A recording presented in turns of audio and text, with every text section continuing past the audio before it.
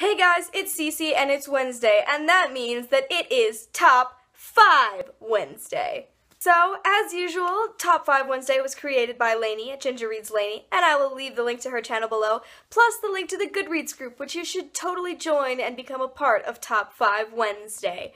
Now, the theme for today is Top 5 Books that you read in one sitting, which was really hard to choose because I have a few, especially back from high school.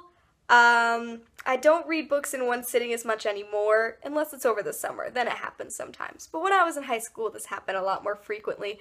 But the rule that I set for myself is that I had to have read it in one sitting the first time I read it, which is why books like Ella Enchanted by Gail Carson Levine and my favorite book, The Giver by Lois Lowry, are not on this list. Because I have read both of them in one sitting, but it was probably the third or fifth or 10th time I read them.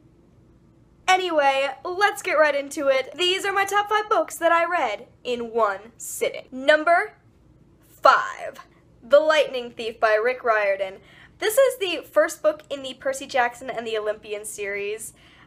This is also probably the only one that I read in one sitting. The others, it took me more than one sitting to read. Not because I didn't enjoy them, I just think that I got so excited about this first book. I read this when I was back in junior high. This is a middle grade fantasy book, in case you don't know about Percy Jackson. And it was just, it's really, really funny, but the combination of those two things made me get through it just really quickly. I just sat down and read the whole thing, and then immediately went to the library and checked out the other book. Number 4.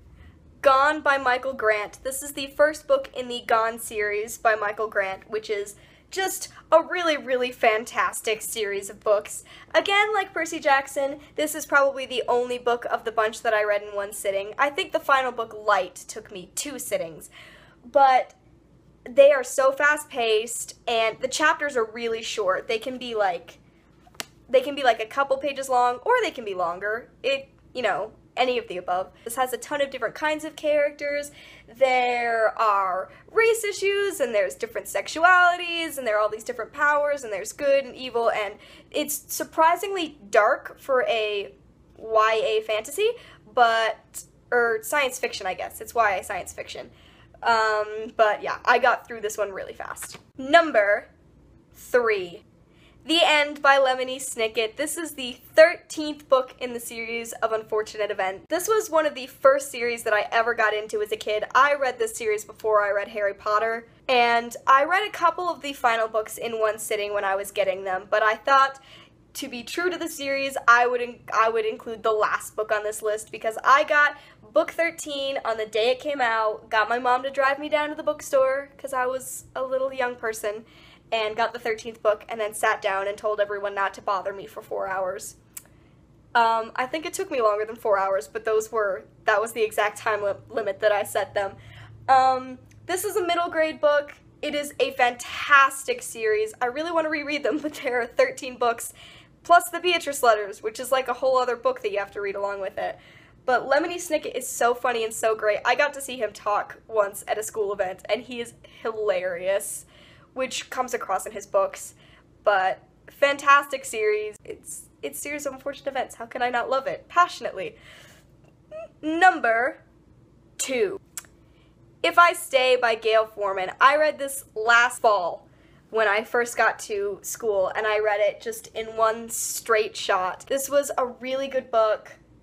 I completely fell in love with it. I completely fell in love with the writing. I really, really want to read other Gail Forman books now because of it, because this was just a fantastic book. I adored this book. And number 1.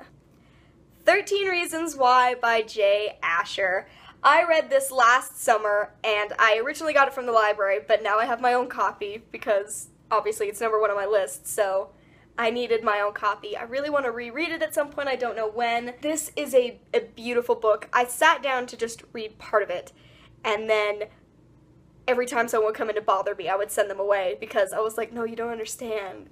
I'm reading this book, and I'm really, really emotionally invested in this book. It is not necessarily a cheery read, but it is a fantastic book.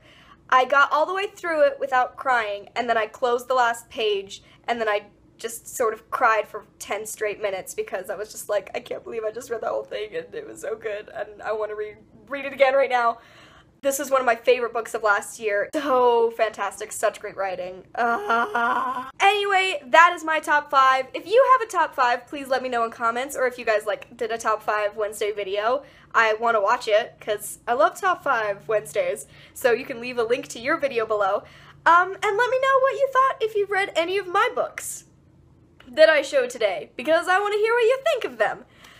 Alright, anyway, that was my top 5 Wednesday. Thank you for watching, and I will see you in another video very soon. Bye!